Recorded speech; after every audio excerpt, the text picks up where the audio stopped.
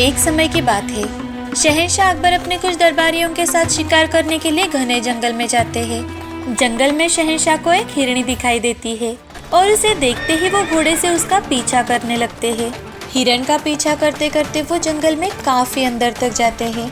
जब हिरण उनकी आंखों से ओझल हो जाता है, तब उन्हें ध्यान आता है कि वो जंगल में अपने दरबारियों से बिछड़ चुके हैं और रास्ता भी भटक गए हैं। उन्हें कुछ समझ में ही नहीं आ रहा था कि वो कहाँ जाए। जंगल खूंखार जानवरों से भरा पड़ा था। धीरे धीरे शाम होने लगती है। अकबर काफी डरे हुए थे। इतने में ही उन्हें पत्तों के खड़खड़ाने की आवाज सुनाई देती है और उन्हें लगता है कि कोई जंगली जानवर आ रहा है। वो सावधान होकर अपना तीर कमान पर कस लेते हैं और आहट की तरफ ध्यान लगा देते हैं। इतने में अकबर को एक आदमी दिखाई देता है जो पैदल आ रहा था। वो आदमी अकबर को पहचान कर बड़े ही अदब से उन्हें सलाम करता है।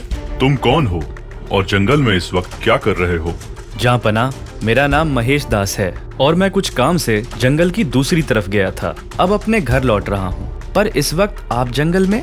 ये जंगल तो खतरनाक जानवरों से भरा है। तुम्हें जंगल में यूं आने जाने में डर नहीं लगता?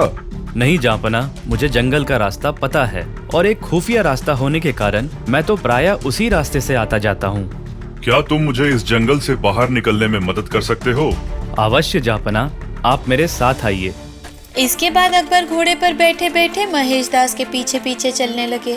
रास्ते भर महेश दास उन्हें तरह तरह की बातें सुनाता रहा, जिसे सुनना अकबर को बहुत अच्छा लग रहा था और उनका सफर भी बड़े ही आनंद से कट रहा था। जब महाराज अकबर कोई भी सवाल करते तो महेश दास बड़े ही हाजिर जवाबी से उनका जवाब देते, जिससे अकबर बहुत खुश हो रहे थे।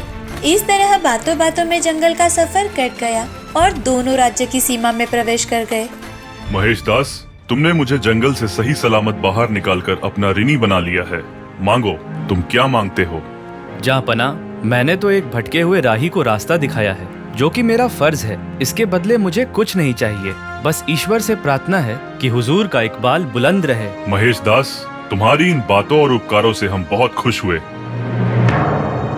ये अंगूठी अपने पास रखो और इसे दिखलाकर तुम जब भी मेरे राज दरबार में आओगे और जो भी मांगोगे तुम्हें फौरन दिया जाएगा।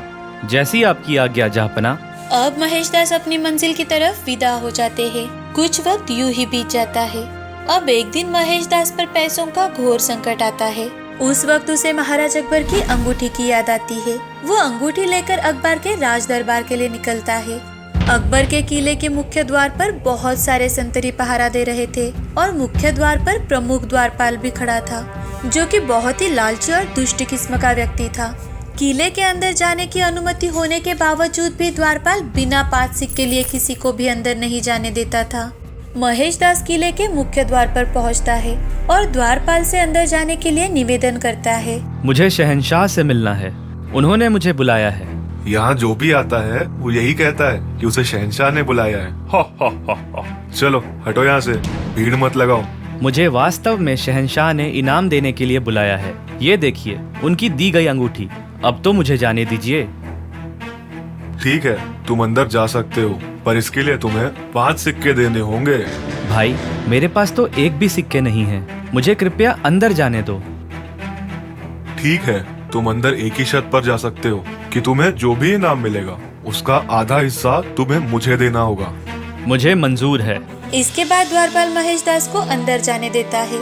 उधर महल में शहंशाह अकबर अपने सिंहासन पर बैठे थे और नीचे दरबारी लोग बैठे थे। एक तरफ वो लोग हाथ जोड़कर खड़े थे जिन्हें आज इनाम मिलने वाला था। महेश दास उन्हीं के बीच जाकर खड़ा हो जाता है। जब उसकी बारी आती है तो वो शहंशाह के सामने हाथ जोड़कर उपस्थित होता है। महाराज अकबर उसे देखकर तुरंत ही पहचान जाते हैं और उनके चेहरे पर खुशियाँ झलकने लगती है। आओ महेश दास, तुम्हें देखकर हमें बहुत खुशी हुई। मांगो, तुम्हें इनाम में क्या चाहिए? महाराज, मुझे अपनी पीठ पर 50 कोड़े चाहिए। ये कैसा इनाम है? तुम मुझसे हीरे जवाहरात मांगो, तुम्हें फौरन दिए जाएंगे। जहाँपनाह, मुझे और कुछ नहीं चाहिए, सिर्फ अपनी पीठ पर 50 कोड़ों का इनाम ही चाहिए। अकबर के साथ साथ सभी दरबारी आश्चर्यचकित हो जाते हैं और एक दूसरे की ओर देखने लगते हैं। महेश दास, तुम बिना खौफ के साफ साफ बताओ कि इसकी वजह क्या है। गुस्ताखी माफ हो जहाँपनाह। जब मैं हुजूर से मिलने के लिए अंदर आना चाहता था और द्वारपाल को सबूत के लिए आपकी दी गई अंगूठी दिखाई, तो उन्होंने मुझसे अंदर आने के लिए 5 सिक्कों की मांग की, पर मेरे पास तो उन्हें देने के लिए सिक्के ही नहीं थे। इस पर द्वारपाल ने मुझ पर शर्त रखा कि इनाम के तौर पर मुझे जो भी प्राप्त होगा उसका आधा हिस्सा मुझे उसे देना होगा। इसीलिए महाराज, मैंने आपसे बतौर इनाम के रूप में 50 कोरों की मांग की है। द्वारपाल को फौरन पेश किया जाए। अकबर बादशाह की बात सुनते ही सैनिक दौड़ते हुए द्वारपाल के पास जाते हैं, जिस पर द्वारपाल दौड़ता हुआ अकबर के दरबार में हाजिर होता है और उन्हें बार बार सलाम करता है। सुना है कि तुम अपना काम बड़े ही मुस्तैदी से करते हो। तुम्हारी काम की इतनी तारीफ है कि इस शख्स ने अपनी इनाम का आधा हिस्सा देने का वादा तक कर डाला, और हम तुमसे इतने खुश हैं कि हमने फैसला किया है कि तुम्हें आधा नहीं बल्कि पूरा इनाम दिया जाए। क्या तुम्हें जानने की ख्वाहिश नहीं कि इसने हमसे क्या मांगा? क्या जापना? इसने हमसे इनाम में 50 कोरों की दरख्वास्त की है। हुजूर रहम, अब ऐसी गुस्ताखी कभी नहीं होगी। सिपाहियों, इसे ले जाओ और इसके 50 कोरों की ख्वाहिश को अंजाम दिया जाए। हुजूर रहम, रहम हुजूर, अब ऐसी गुस्ताखी कभी नहीं होगी। हुक्म की तामील हो, ले जाओ इसे यहाँ से। सैनिक द्वारपाल को वहाँ से घसीट कर ले जाते हैं। इसके बाद अकबर सहज होते हैं और खुश होकर महेश दास से, महेश दास, हम तुम्हारे इस काम से बहुत खुश हुए।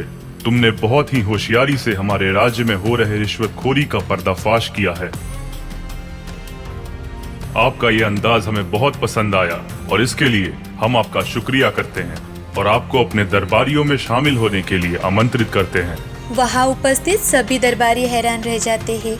उसी दरबार में एक मंत्री थे जो कि बहुत ही दुष्ट प्रवृत्ति का व्यक्ति होते हैं, जो महेश दास की प्रशंसा से बहुत जलते हैं। उन्हें महेश दास का दरबारी बनना बिल्कुल भी पसंद नहीं आता।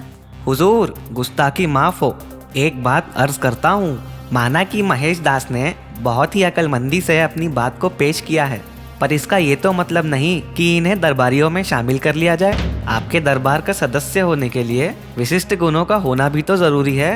हमें पूरा विश्वास है कि महेश दास हमारे दरबार की शान बन सकते हैं। आप इनकी अक्ल की परीक्षा क्यों नहीं ले लेते? अगर ये सफल हुए तभी हम इन्हें अपने दरबारियों में शामिल करेंगे। आप इनसे सवाल पूछिए। और अगर ये सफल नहीं होते हैं तो सजा के हकदार होंगे। और अगर सफल हुए तो? हुजूर, अगर ये जीत जाते हैं तो प्रतिदिन मैं इन्हें आधा वर्ष करता हूँ हुजूर कहूँगा। ठीक है, आप सवाल पूछिए।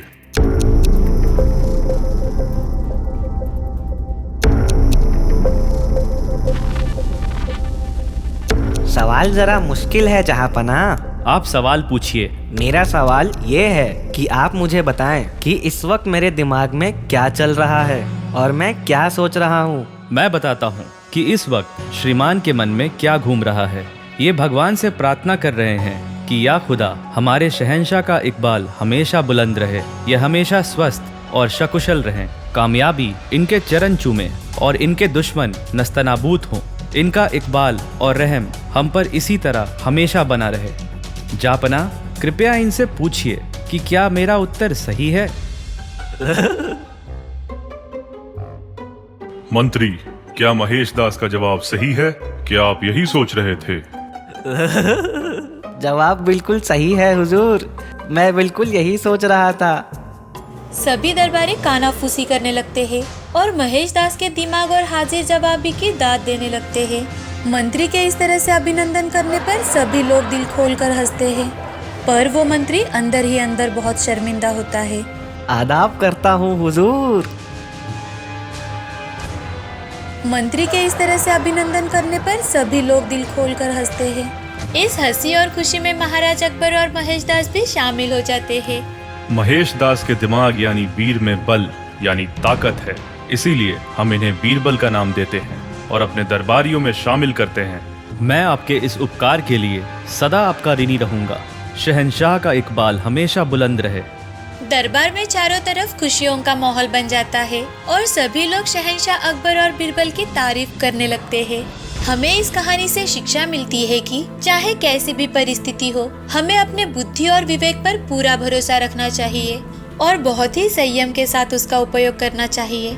सवाल चाहे कितना भी कठिन क्यों ना हो, पर अगर हम ठंडे दिमाग से उस पर मनन करते हैं तो जवाब हमें जरूर मिलता है। हमारे हर एक प्रश्न का उत्तर हमारे अंदर ही है।